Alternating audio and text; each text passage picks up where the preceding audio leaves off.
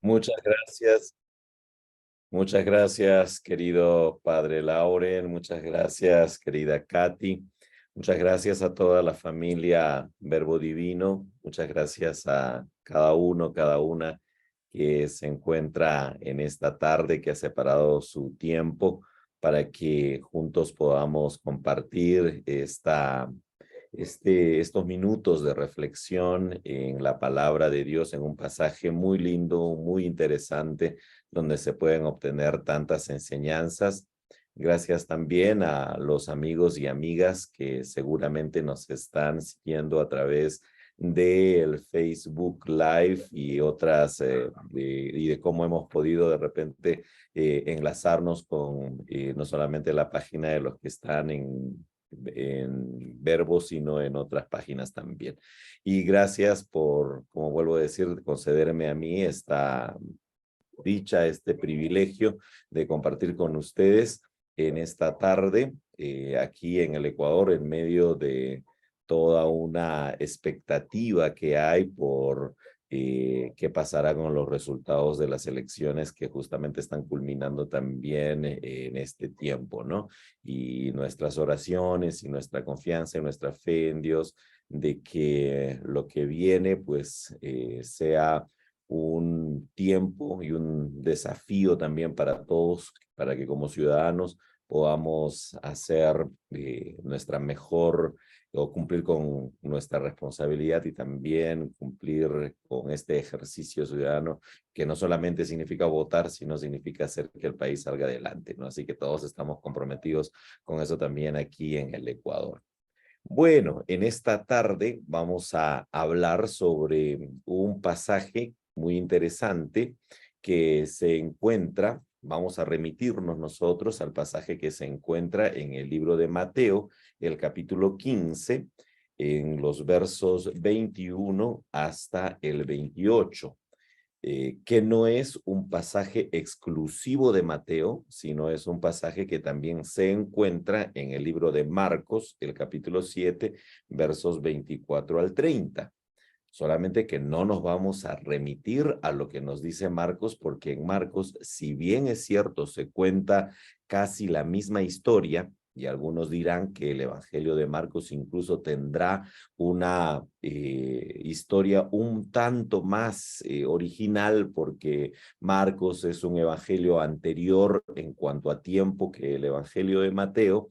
Sin embargo, es interesante lo que vamos a revisar nosotros en la historia que nos cuenta Mateo, porque Mateo tiene una particularidad al contarnos la historia de esta gran mujer.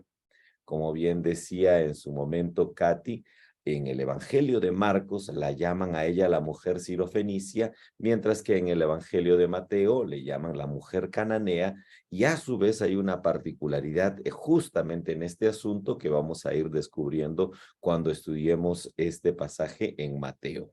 Así que de partida les pido que puedan ustedes tener su Biblia abierta en Mateo, el capítulo 15, desde los versos 21 hasta el verso 28, que es el pasaje que vamos a nosotros utilizar como base para que estudiemos en esta tarde. Eh, Hay una clave que quisiera que podamos nosotros reflexionar o que podamos nosotros tener en mente para acercarnos a la lectura de este texto. Y es por eso que quiero compartir con ustedes un PowerPoint que justo está aquí, para que vayamos reflexionando juntos en esta clave que quiero proponer para releer este texto el día de hoy. ¿Y cuál es esta clave? Fíjense que justamente en el título que le puse yo a la conferencia o a este diálogo, estaba como título iniciar La mujer cananea, que es el título usual que las Biblias colocan a este pasaje. Pero yo le puse algo más, la fe de la mujer cananea. ¿Por qué? Porque quisiera que ustedes me acompañen justamente a reflexionar en torno a esto, no solamente hacia lo que la mujer cananea significa como una mujer no judía, sino a aquello que Jesucristo va a resaltar en ella, que es su fe. Es por eso que quiero comenzar explicando algo que este pasaje quiere hacernos notar, explicando algo que también puede ser que confronte a nuestras propias vidas y a nuestra propia creencia y seguimiento de Jesús. Nosotros somos cristianos porque decimos ser seguidores de Jesús, hemos aceptado que Jesús es nuestro Cristo, nuestro Salvador, y nosotros seguimos sus enseñanzas, y no solamente sus enseñanzas, sino seguimos su legado de vida que está testificado en los evangelios y en el texto del Nuevo Testamento, ¿no? Entonces, como cristianos, a veces nosotros tenemos una idea de lo que significa la fe. Y hay una idea que se ha popularizado no solamente en nuestras conciencias, sino que incluso los estudiosos de la religión a veces utilizan esta palabrita fe para hablar sobre una condición que tenemos nosotros como los que pertenecemos a una determinada confesión religiosa, ¿no? Es por eso que cuando uno revisa, por ejemplo, algunos de los textos de los estudiosos de las religiones, ellos van a decir que cuando hablamos de fe, en este sentido religioso colectivo, estamos hablando de esa conciencia colectiva que tiene un grupo determinado que pertenece a una agrupación o que pertenece a una iglesia o que pertenece a una institución religiosa. Para aclarar un poco esto, por ejemplo, pensemos, cuando alguien dice, yo pertenezco a la fe cristiana, ¿no? Cuando decimos yo pertenezco a la fe cristiana, de lo que estamos hablando es de la pertenencia que tenemos a un marco de creencias y de prácticas de una comunidad de fieles que en nuestro caso ha decidido seguir a Jesús como el Cristo o como el Mesías. A eso le llamamos la fe cristiana. Cuando decimos nosotros, él pertenece a una fe islámica, estamos diciendo de que esa persona está adscrito o adscrita a un tipo a un sistema de creencias y prácticas que en este caso sería la religión islámica, ¿no? Ahora, en la misma fe cristiana también tenemos a veces nuestras particularidades, ¿no? Porque hay alguno que dice, yo pertenezco a la fe cristiana, pero a la fe católica.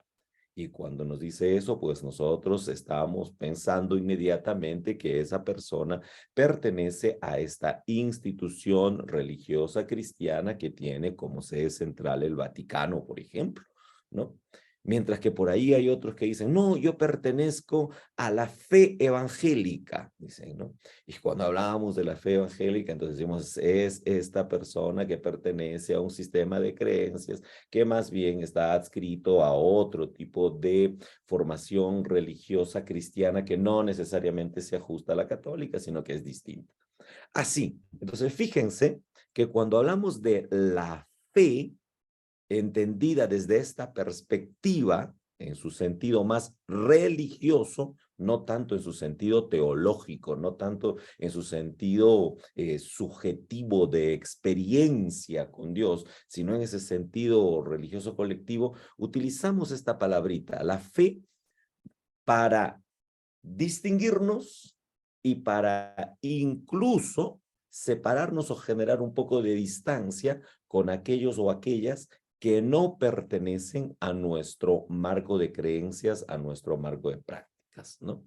Es por eso que desde esta perspectiva, desde esta forma de entender la fe, ha aparecido una ecuación que es muy frecuente, ¿no? ¿Y cuál es esa ecuación, cuál es esa fórmula muy frecuente en nuestra vida y en nuestra práctica?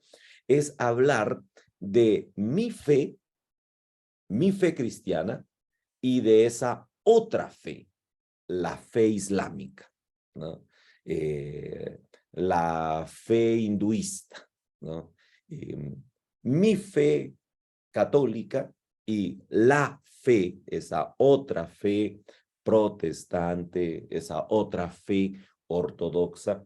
Entonces, utilizamos esta idea de la fe para encontrar una forma de distinguirnos y a veces incluso de cuestionar las otras creencias, porque hay muchas veces, y eso lamentablemente pues guardamos como herencia colonizadora, que incluso distinguimos y decimos, mi fe es esta, la otra fe es aquella, pero esa otra fe ni siquiera es válida, sino es mentirosa, es una farsa. No sé si usted ha escuchado de alguna manera eso, ¿no? Pero decimos a veces, mi fe cristiana es la verdadera. La fe islámica no es ni siquiera fe, esa es una religión falsa, ¿no? Y a veces acusamos de esa manera. Y ahí entramos nosotros en una especie de problema que hemos heredado de estas experiencias colonizadoras, donde venían los colonizadores diciendo, nosotros traemos la fe verdadera, que es la fe cristiana, pero esas formas religiosas que tienen los indios, decían ellos, son más bien formas paganas, falsas, demoníacas e incluso diabólicas, ¿no? Y de ese modo, pues ellos habían comenzado a entender de que existe una fe verdadera que es la nuestra y lo demás es algo como falso, como no aceptado. Ahora, fíjense entonces, ¿qué significa desde esta perspectiva la fe? ¿No? La fe es la creencia a la cual pertenecemos y esa creencia a la cual pertenecemos ha formado una especie de institución a la que estamos adscritos y cuando estamos adscritos a esa institución, pues validamos como verdadero lo que nosotros creemos, distinguimos que hay otros que no creen como nosotros y no solamente que hay otros que no creen como nosotros, sino desvaloramos y decimos eso que ellos están creyendo no es verdadero, sino es falso. ¿Por qué estoy diciendo esto? Porque esta es una clave que se manifiesta en este texto de Mateo que vamos a ir descubriendo poco a poco. Para eso, pues vámonos entonces a analizar un poco lo que pasaba en el siglo I, o sea, lo que pasaba en los momentos cuando se escribió el Evangelio de Mateo. En los tiempos cuando se escribe el Evangelio de Mateo, los textos del Nuevo Testamento, acontecía una situación un tanto similar a la que yo les estoy platicando en este momento. Y no solamente, estoy hablando en el siglo I, no solamente en el ámbito palestino-judío, más allá de lo palestino-judío, sino en el seno de los seguidores, de aquellos que decían ser seguidores de Jesús el Cristo. En el siglo I habían comenzado a aparecer muchos grupos de seguidores de Jesús, que los investigadores el día de hoy le llaman el movimiento de Jesús. El movimiento de Jesús porque no podemos hablar nosotros de que en ese siglo pues existía una sola iglesia o existía una sola forma de seguir a Jesús, sino que diversas comunidades habían aparecido. De eso nos puede dar cuenta el mismo texto del Nuevo Testamento. Cuando nosotros leemos, por ejemplo, el libro de los Hechos, en el libro de los Hechos vamos a encontrar que había una comunidad que inició en Jerusalén. Sin embargo, por ahí había una comunidad también en Antioquía y por ahí llegaron cristianos desde Alejandría, donde también había una comunidad de seguidores de Jesús. Había una comunidad de seguidores de Jesús que estaban por ahí por Chipre. Había otra comunidad de seguidores de Jesús que vinieron desde el Ponto, que pasaron por Roma, de donde venían Priscila y Aquila. Y uno se pregunta y dice, ¿y por qué había tantas comunidades si no se supone que todo había comenzado solo en Jerusalén?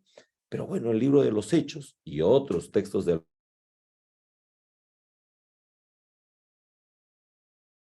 estaba formado por diversas comunidades originarias. Eso es lindo, porque decimos, wow, qué chévere que el Evangelio de Jesucristo, o la enseñanza de Jesucristo, había encontrado un lugar o diversos lugares para que la semilla del Evangelio del Reino comience a germinar, no solamente en Galilea, sino más allá de Galilea. Había muchos espacios donde había gente que estaba siguiendo a Jesús. Eso nos parecería así como que muy lindo, ¿no? Muy lindo, sí, pero hay un pero, porque cuando aparecen muchas comunidades, que todas estas podríamos decir son originarias, también en esa época comenzó a aparecer un debate por saber cuál de todas estas comunidades es más legítima. ¿Qué significa eso? Por saber cuál es la comunidad verdadera que inició con la predicación de Jesucristo. Y si ustedes quieren dar cuenta un poco sobre cómo había ese debate, nos podemos remitir a, por ejemplo, las cartas de Pablo. Pablo en Gálatas, el capítulo 1, va a decirle a los Gálatas, ¿por qué andan creyendo en otro evangelio? O sea, él da a hacer notar de que hay otro grupo que sigue el evangelio de Jesucristo, pero que no necesariamente es el grupo al cual él pertenece, ¿no? En 2 Corintios también el apóstol Pablo habla y dice, hay otros apóstoles que se han levantado por allí. Y así estas cartas dan cuenta de que no solamente habían diversos grupos, sino de que entre ellos habían comenzado a debatir sobre cuál es el grupo más originario o el grupo que más, digamos, pertenece o está directamente relacionado con el mensaje de Jesucristo. Hubo algunas comunidades que comenzaron a ser muy cuestionadas. ¿Por qué comenzaron a ser muy cuestionadas? Porque estas comunidades eran medio raras, eran comunidades que no se ajustaban a la supuesta, había una especie de supuesta comunidad original que era la comunidad apostólica de Jerusalén. Por ejemplo, cuando leemos el Evangelio de Juan, el Evangelio de Juan pareciera ser el fruto del testimonio de una comunidad que había comenzado a ser un tanto cuestionada por la comunidad apostólica de los seguidores de Jesús que estaba en Jerusalén. Eso lo podemos ver en los últimos capítulos del Evangelio de Juan, cuando aparece la escena de Pedro que está caminando con Jesús y atrás está el discípulo amado y Pedro es como que dice, Señor, y este que nos sigue atrás, ¿qué? O sea, ¿por qué nos está siguiendo? Y Jesús se molesta y le dice a Pedro, ¿no? Y si él quiere seguirme, ¿a ti qué te importa, Pedro? Le dice, ¿no? O sea, haciendo valer un poco a estos otros seguidores de Jesús que estaban siendo cuestionados por la comunidad apostólica. Fíjense lo que les estoy diciendo. Lo que les estoy diciendo es que en el tiempo inmediato después a la partida del Señor, los seguidores del Señor comenzaron a decir, mi fe verdadera, la otra fe distinta o incluso esa otra fe tiene que ser falsa, ¿no? De tal modo que nosotros somos los auténticos seguidores de Jesucristo, mientras que los otros son falsos.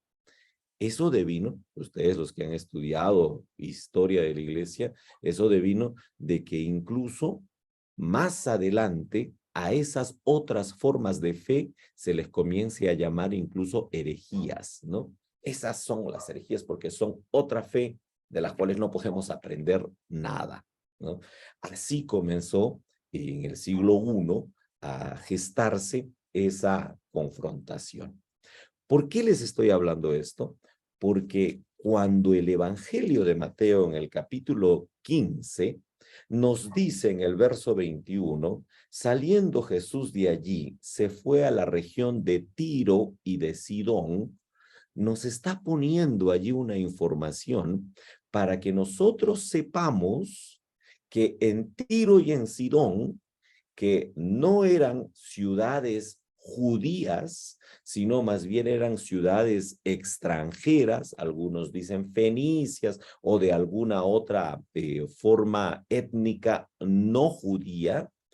Allí se había asentado también la semilla del evangelio del reino de Dios que predicaba Jesucristo. O sea que cuando aparece este dato en Tiro y en Sidón, que Jesús llegó allí, cuando nos cuenta eso el Evangelio de Mateo, nos está diciendo a nosotros, ojo chicos, Jesús no solamente predicaba en Jerusalén y Jesús no solamente predicó en Galilea, sino que Jesús salió de los límites de lo que se conoce como el pueblo judío para también sembrar la semilla de su evangelio en otras regiones como Tiro y Sidón. Y en Tiro y en Sidón, ciudades extranjeras, pues se vivió también la fe, esa fe en Jesucristo, que algunos comenzaron a tachar como una fe no aceptable. Entonces, quiero que más o menos recordemos esto, ¿no? Algunos decimos, fe es la mía, la que no es mía es otra fe, y a veces ni siquiera es otra fe, sino es una fe que no es válida.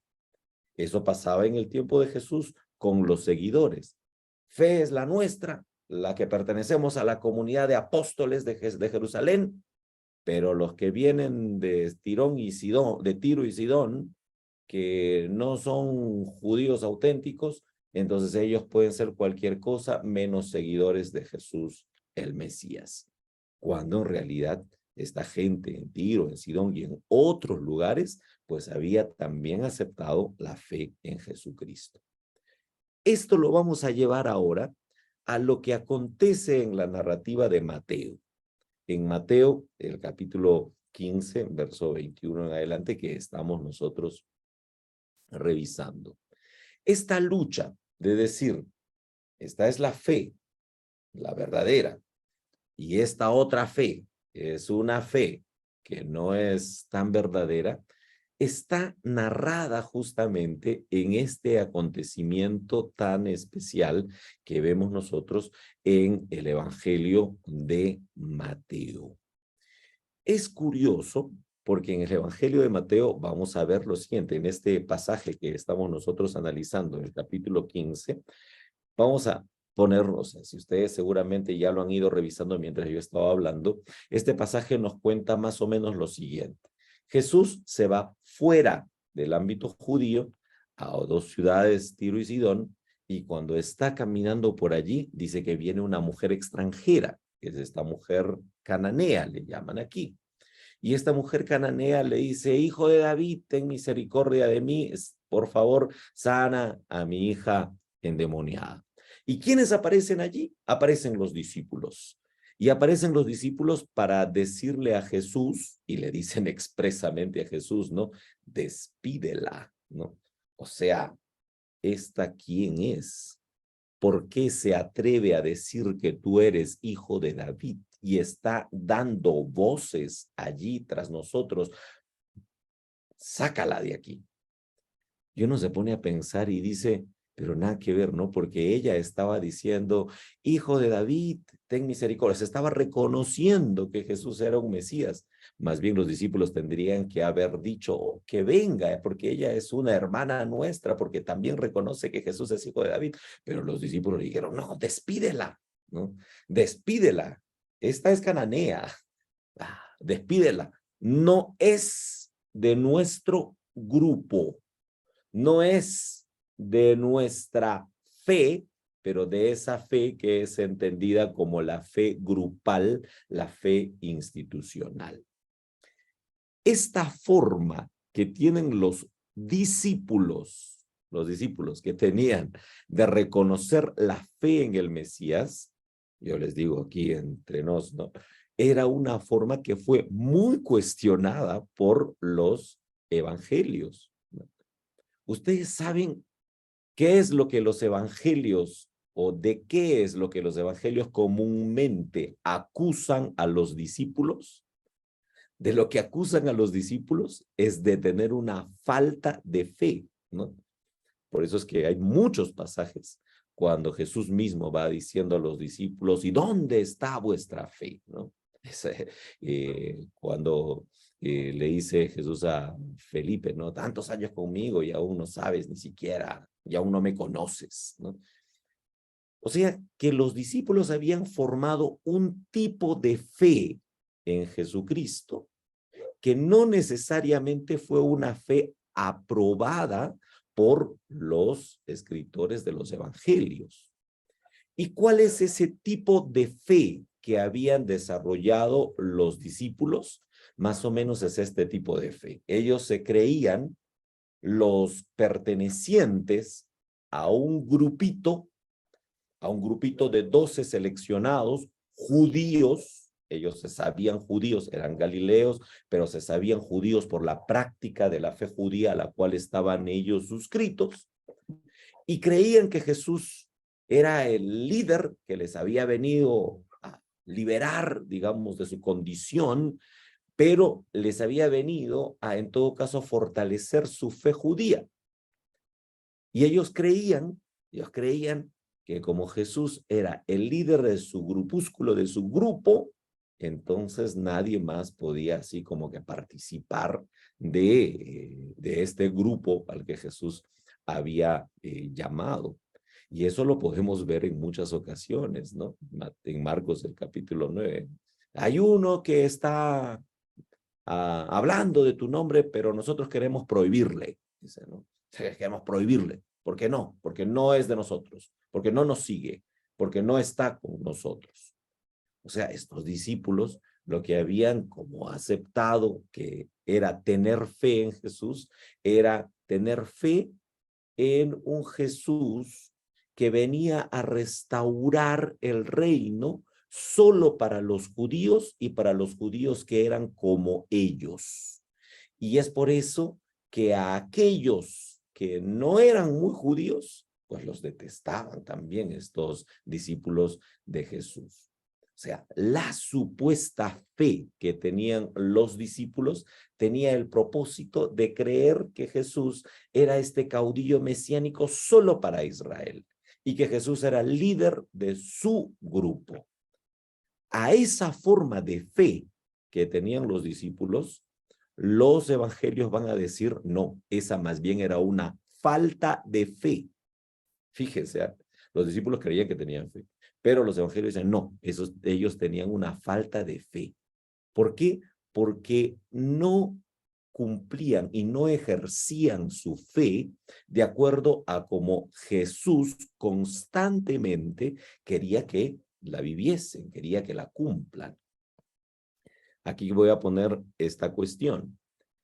Cuando Jesús habla sobre tener fe, para Jesús había algunas otras cosas que eran señal de tener fe.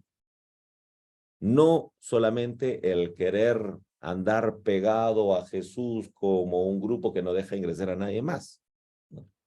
O sea, no solamente como el hecho de creer que ser parte de una religión y aceptar ser parte de esa religión, incluso de una manera así súper sectaria, de tal modo de que es mejor apartarnos para no contaminarnos con los otros, para no andar escuchando de repente lo que dicen los otros.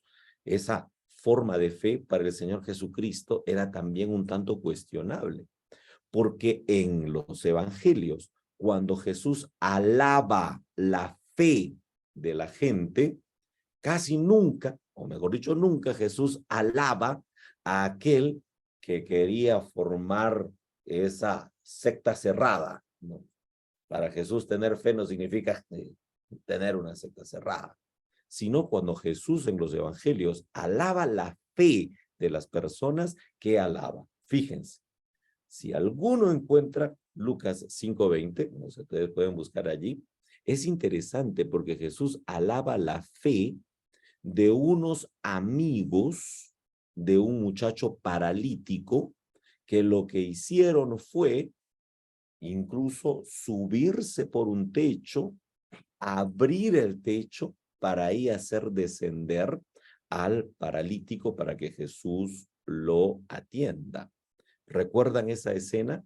Y en Lucas 5:20 es interesante porque dice que Jesús vio la fe de ellos, vio. Y eso me parece genial, porque para Jesús la fe tenía que verse y para que se vea, la fe tenía que ser un acto de amor. Jesús alaba la fe, no cuando es un acto de odio, ¿no? Nosotros somos los que tenemos esta fe y ellos son los que tienen la fe falsa, acto de odio. Jesús habla más bien de que la fe se evidencia cuando hay un acto de amor. En este texto de Lucas, el capítulo 5, verso 20, hay algo fenomenal. Había una multitud que estaba allí agolpada alrededor de Jesús. Y algunos dicen, qué bueno, esta gente, esta multitud creía en Jesús, por lo tanto tenía fe. Pero Jesús nunca vio fe en la multitud. ¿Y saben por qué no vio fe en la multitud? Porque esa multitud no fue capaz de moverse para dar paso al paralítico, de tal modo que sus amigos tuvieron que hacerlo subir por un techo para hacerlo bajar. Incluso cuando el techo estaba siendo destrozado, no fueron capaces de moverse porque ellos lo que querían era todo para sí mismos, ¿no? Jesús vio la fe de los amigos cuando aconteció esto. O sea, para Jesús la fe se veía en los actos de amor. Número 2, para Jesús la fe se veía cuando se rompían los prejuicios, ¿no? ¿Recuerdan esta escena en Mateo el capítulo 5, verso 10? Esta escena cuando, perdón, no es el capítulo 5, es el capítulo 8, ahí está mal la cita, es Mateo el capítulo 8, el verso 10, es interesante porque cuando hay un centurión pecador, recontra pecador, al punto que ni siquiera quiere que Jesús vaya a su casa porque dice, no soy digno de que entres a mi casa, y Jesús dice, en todo Israel no he visto fe como este. ¿Y qué vio Jesús en este? Vio un acto de amor porque quería que su centurión, que su hijo o su siervo sea sanado, pero además de eso, fue un tipo que pudo romper los prejuicios, esos prejuicios sociales. Él era un centurión, era romano, no era judío, y rompiendo eso fue donde Jesús a pedirle que pueda sanar a su siervo que estaba enfermo. Entonces Jesús dice, wow, como este no hay fe, como esta no hay fe en todo Israel. Y otra cosa que para Jesús era valioso en cuanto a tener fe, era cuando uno tenía una fe no orgullosa, o sea, yo soy el que tengo la fe farisea, no, yo soy el que tengo la fe saducea, no, sino más bien cuando alguien puede decir, yo tengo fe, pero tengo fe desde mi sufrimiento, yo tengo fe desde mi pobreza, yo tengo fe incluso no desde mi seguridad, sino desde mi incredulidad. Eso lo podemos ver en Marcos el capítulo 9, versos 23 y 24, cuando viene un señor que le pide a Jesús que le sane a su hijo endemoniado, y Jesús le dice, para el que cree todo es posible, ¿tú crees? Y él le dice, Señor, sí, no, en realidad no creo. Ayúdame porque soy incrédulo. ¿Y qué hace Jesús? Le dice, qué fe tan mala tienes, te voy a botar de aquí, ¿no? Marcos del capítulo 9 dice que cuando él le dijo, ayúdame en mi incredulidad, Jesús le sanó al hijo. ¿Por qué? Porque para Jesús la fe más genuina es la que brota de nuestra humanidad sufriente, dolida, empobrecida, de nuestra humanidad incluso incrédula, ¿no? Ya notemos un poco eso. Estas tres cosas. Fíjense, los discípulos creían que la fe era pertenecer al grupo y echar fuera a los que no son del grupo. Jesús cree que la fe más bien es a aquellos que obran en amor, a aquellos que rompen prejuicios, a aquellos que creen en Dios desde su precariedad. Entendiendo esto, entonces vamos a descifrar el acto de la mujer cananea. Esta mujer cananea era una mujer que, por cierto, se acercó a Jesús manifestando su creencia en él desde su precariedad. Ella no era alguien que podía dar voces de manera libre porque era mujer. Y además de eso, se había acercado a un grupo de judíos que seguramente estaban siguiendo en ese momento a Jesús, y ella era extranjera, y para los judíos, pues las extranjeras eran esos otros que no son puros, y además de eso, era la madre de una hija que padecía de una enfermedad o que padecía de una condición que era detestable para los judíos. Esta condición de la posesión o de ser endemoniados era una condición detestable para los judíos. O sea, ella era una mujer 3 veces precaria. Quizás a eso podríamos adicionar que también era pobre, pero no lo dice el texto. Así que vamos a irnos a lo que dice el texto. Dice el texto era mujer, y como mujer ya tenía una condición precaria. Recuerden que en aquella época los que eran personas de privilegio o los que tenían ciertos privilegios eran los varones, no los mayores privilegios. Era extranjera, no era judía. Y además era la madre de una hija, también mujer, que tenía una condición deplorable. Y desde esa precariedad, ella tiene la fuerza para acercarse y decirle: hijo de David, ten misericordia de mí. ¿Cuál fue la acción de los discípulos? Recalco, la acción de sus discípulos fue: despídela, despídela, porque ella no es digna de formar parte de los que seguimos la fe de los apóstoles.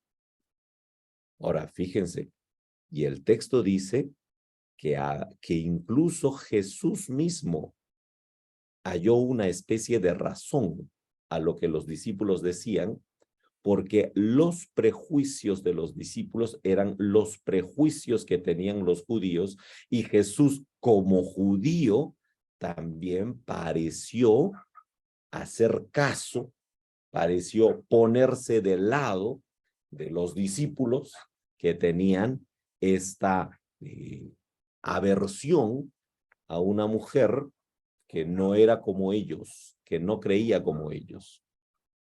Ojo, vuelvo a decir, la mujer manifiesta su creencia en el Mesías, hijo de David. Y se supone que de ellos estaban predicando a la gente para que acepten de que Jesús era el Mesías. Pero como ella era mujer extranjera y madre de una endemoniada, dijeron: no, despídela, porque esa forma de creer en ti, Jesús, nosotros no la aceptamos.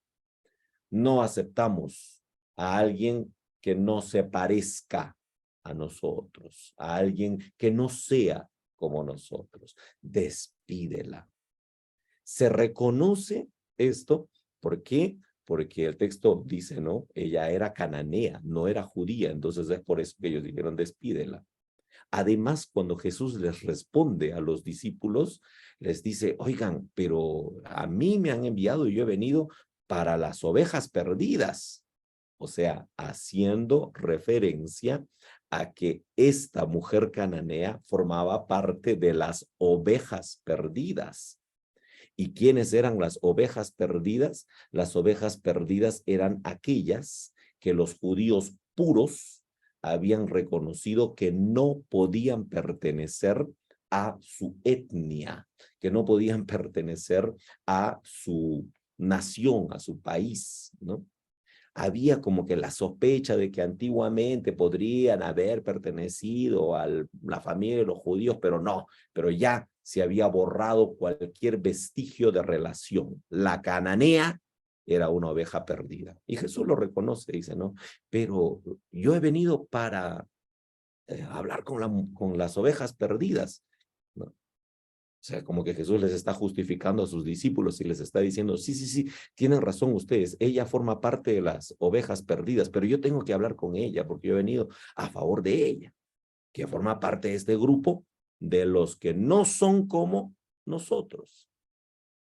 Y luego más adelante, Jesús va a reconocer en el diálogo con ella, va a reconocer que entre judíos y no judíos no puede haber una relación simétrica, ¿no?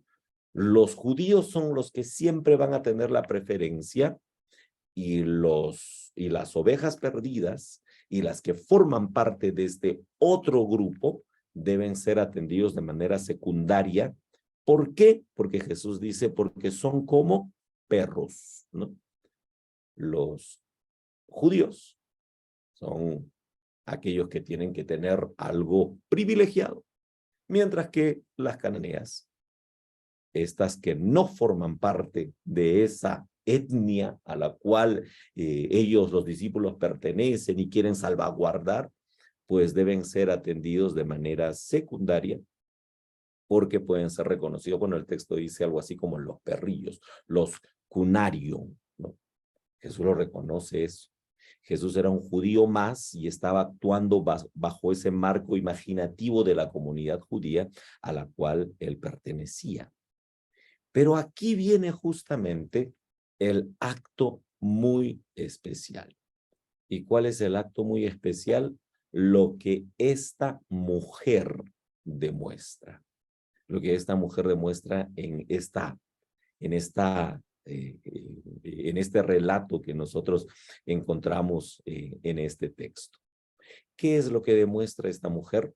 En principio, número uno, ella, a pesar de ser cananea, no judía, a pesar de no haber vivido al lado de Jesús en Galilea, a pesar de que de repente ni siquiera había estado muy enterada de todo lo que pasaba en esa región, ella reconoce la mesianidad de Jesús, algo que los discípulos no necesariamente lo habían hecho. Fíjense que más adelante, un capítulo más, en el Evangelio de Mateo, Jesús les pregunta a sus discípulos y les dice, ¿qué dice la gente acerca de mí? ¿Quién dicen que soy yo? Y le dicen, algunos dicen que eres Elías, algunos dicen que eres Jeremías, algunos dicen que eres Juan el Bautista. ¿Y ustedes? ¿Quién dicen que soy yo? Y era así como que los grillitos, ¿no? Tri, tri, tri, tri. Nadie dijo nada. Hasta que el bastante osado Pedro se levanta y ¿qué le dice? Tú eres el Cristo, el Hijo del Dios viviente. Y esa era como una respuesta para darle un aplauso a Pedro, ¿no? Pero Jesús le dice una cosa así bien chévere. Le dice, mira, lo que acabas de decir, ni siquiera tú mismo lo crees, ¿no? Le dice, porque en sangre y en carne no lo crees. Esto es como que te fue revelado por algo extra, ¿no? ¿Y por qué digo esto? Porque 2 versículos más adelante, Jesús mismo le va a decir a Pedro, apártate de mí, Satanás, le dice Jesús a Pedro. O sea, después de que Pedro dijo, tú eres el Cristo.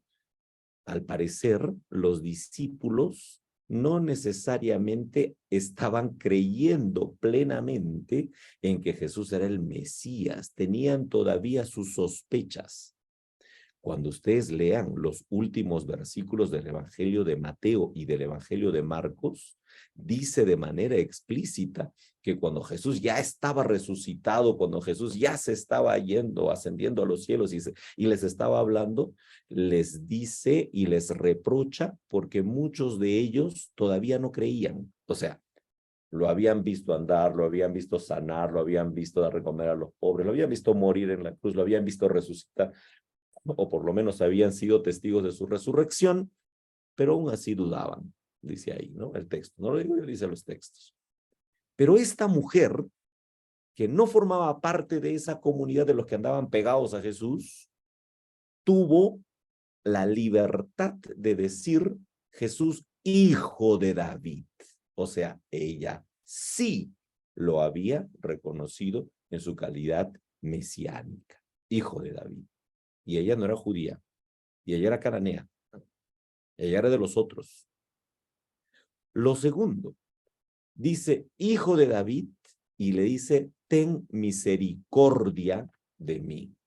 Y anoten eso, porque una de las grandes propuestas de la mesianidad de Jesús fue justamente el entendimiento de que la justicia del reino de Dios era una justicia que venía gracias a la misericordia. No era una justicia de esas que son como transacciones. Haces el bien y yo te doy algo bueno. Haces el mal, yo te doy algo malo. Eres judío, mereces algo bueno. Eres cananea, mereces el desprecio. Esa no era la predicación de Jesús el Mesías. Jesús el Mesías predicaba otro tipo de justicia, era la justicia de la misericordia. ¿Y cuál es la justicia de la misericordia? No es darte lo que mereces, más bien es darte aunque no lo mereces. Así que cuando ella viene y le dice, hijo de David, ten misericordia de mí, lo que le está diciendo, tú eres el Mesías, y como tú eres un Mesías que actúa sobre la base de la misericordia, a mí que soy cananea y que no merezco tu favor, yo sé que tú por misericordia me vas a dar aún lo que no merezco. O sea, ella había entendido que Jesús era el Mesías y ella había entendido de que la gran tarea de Jesús era justamente predicar el reino de Dios sobre la base de la misericordia, no sobre la base de la retribución, ¿no? Y eso es algo genial, porque sus discípulos no es que habían entendido mucho eso. Es por eso que hay muchos pasajes del texto de los evangelios cuando se les acusa a los discípulos que ellos no habían entendido que era la misericordia. Si no recuerden, por ejemplo, que los discípulos siempre andaban diciendo, ¿quién de nosotros es el mayor? ¿Quién de nosotros se merece el premio? Porque como hacemos algo bueno, como Pedro es el más viejito, entonces él se merece el premio. Como Juan es el más joven, él se merece el premio. Y Jesús, ¿qué les dice? En el reino, la discusión jamás tiene que ser sobre quién es el mayor. No, porque esa no es la justicia del reino. La justicia del reino es la justicia de la misericordia, la que va a favor del menor. Y esta mujer se acerca donde Jesús gritando y diciendo, hijo de David, eres el Mesías, actúa con tu misericordia, actúa con tu misericordia. Hay otra particularidad en esta mujer. Esta mujer no está pidiendo nada para ella. Esta mujer está rompiendo una serie de cosas. Seguramente tenía cierto temor porque se estaba dirigiendo a un grupo de judíos y ella era extranjera. Seguramente tenía mucho temor porque era mujer y como mujer no podía levantar su voz de manera pública. Seguramente estaba rompiendo muchos de sus temores porque lo que le iba a pedir a Jesús es que le sane a una hija que tenía una condición deplorable, ¿no? Pero aún así, ella rompió muchas de esas cosas, no para pedir algo para ella, sino para su hija. Recuerden que para Jesús siempre la fe se mostraba a través de los actos de amor. Recuerdan que les dije aquí, obrar en amor. Esta mujer llegó donde Jesús justamente motivada por el amor que tenía a su hija. Y su hija no solamente estaba enferma físicamente, sino su hija estaba endemoniada. Daimonizomai, dice el texto en griego. Y la condición de ser endemoniados o endemoniadas era una condición trágica en aquel entonces, ¿no? Eso tenía que, le costaba incluso la exclusión de la sociedad. Quiero que recuerden esto, ¿no? Jesús no sanaba a todos los enfermos que se aparecían. Jesús sanaba casi por lo menos a 3 tipos de enfermos. A los leprosos, que eran los detestados por la sociedad, a los discapacitados, ciegos, paralíticos, mudos, etcétera, porque ellos también eran detestados porque su cuerpo se había deformado y para los judíos, cuando los cuerpos tenían cierta deformación, entre comillas, ¿no? Yo no creo que son deformaciones, pero ellos creían que eran deformaciones, es que ya eran impuros. Y lo tercero en los endemoniados, porque los endemoniados también tenían manifestaciones corpóreas que eran detestables para los judíos. Cuando para los judíos estas manifestaciones corpóreas excedían lo que ellos creían como normal, entonces los tachaban de puros, ¿no? Las manchas del cuerpo lepra, impuro, ¿no? La discapacidad, impuro. Endemoniado, endemoniada, impuro. Entonces, ella estaba tratando de buscar no solamente la sanidad, sino la reposición social de su hija, que seguramente vivía el drama de lo que podían vivir estas personas que atravesaban por este tipo de formas muy extrañas, pero además toda la exclusión social que seguramente vivía esta niña, ¿no? Por ser por tener este tipo de expresiones que no eran muy normales. Ella deja atrás su condición de no judía, o sea, ella rompe un prejuicio, porque ella como no judía, pues nosotros a veces nos ponemos del lado de nos ponemos más que todo con los judíos y decimos, no, los judíos, cómo tenían que romper sus prejuicios para aceptar a alguien de afuera. Bueno, también los no judíos también tenían sus propias formas de entenderse ellos dentro de sus grupos étnicos, y no es que también decían, sí, cómo nos gustaría ser judíos, ¿no? Pero ella tuvo que romper ese prejuicio de no ser judía y acercarse a Jesús para pedirle que le ayude. Y lo último, ella declaró enérgicamente, y lo dijo enérgicamente, le dijo a Jesús mismo, le dijo a Jesús que los prejuicios solo separan, pero hay algo que puede romper los prejuicios, el amor. Aún los perros comen de las migajas que caen de la mesa de sus amos.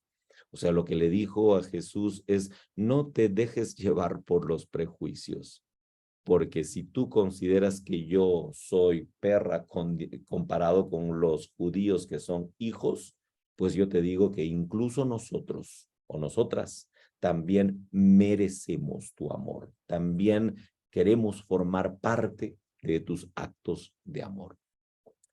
Esta mujer obró en amor, esta mujer rompió prejuicios, esta mujer creyó en Dios desde su precariedad, y al final lo que hizo Jesús fue lo siguiente. Jesús se encontró en dos escenarios. Por un lado, sus discípulos diciendo, esta es nuestra fe, esta que nosotros estamos elaborando. El grupo de judíos que te seguimos a ti, Señor, porque tú has venido para restaurar a los judíos. Y nosotros, nuestra fe detesta a los que no son como nosotros. Así que te tienes que hacernos caso, Jesús. Y por otro lado, aparece una mujer que obra en amor, que no le importan los prejuicios y que desde su condición precaria cree que Jesús le puede ayudar. ¿Cuál fe alaba Jesús?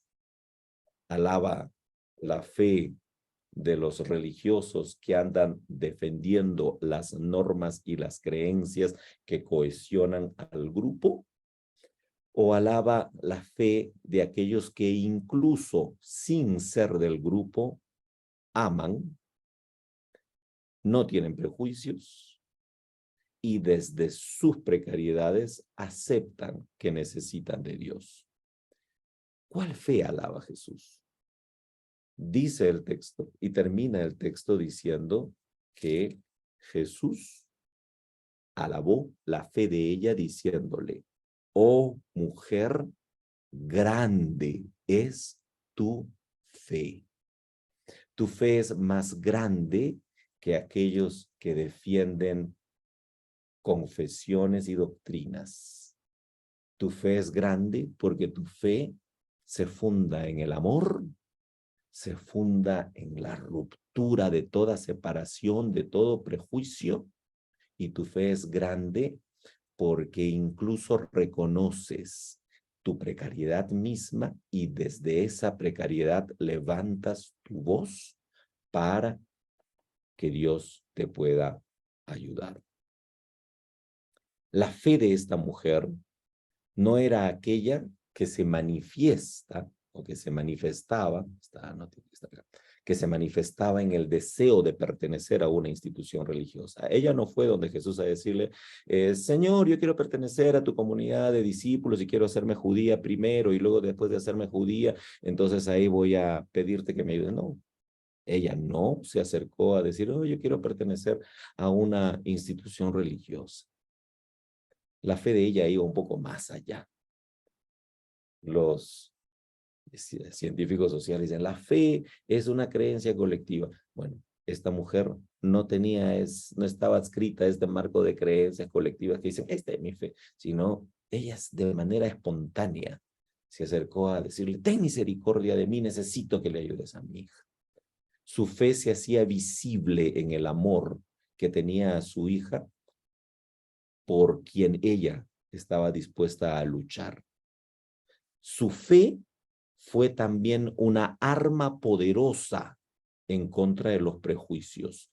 Su fe fue la que le dijo a Jesús mismo, no veas a la gente como hijos y perros, porque los dos merecemos el amor de Dios. Su fe era la evidencia de que Dios actúa más allá de nuestras fronteras religiosas, de que Dios no solamente actúa tras los que cumplen todos las prescripciones de una religión institucional. Por eso termino con esta reflexión. Al principio les dije, a veces nosotros, yo, ustedes, seguramente, decimos, esta es mi fe, esa es otra fe, e incluso esa otra fe ni siquiera es válida. Yo quiero animarles a que estemos atentos, porque quizás hay más por aprender que desechar de esas otras formas de fe, que creemos que por no ser como la nuestra, no son de Dios. Los discípulos, despídela. Y Jesús al final dijo, ¿por qué la vamos a despedir? Si ella, cananea, mujer, madre de una endemoniada, tiene la fe más grande que nosotros. Marcos el capítulo 9, versos 38 al 40, ustedes ponerlo más adelante. Vienen los discípulos y le dicen, maestro, hemos visto a uno que en tu nombre echaba fuera demonios, pero él no nos sigue y se lo prohibimos porque no nos seguía. Y Jesús les dijo, no se lo prohibáis. Grande es la fe de aquellos que de repente nosotros hemos dicho que son esa otra fe y que incluso es falsa. Y Jesús dice, grande es la fe de esta cananea. Quiero terminar con eso.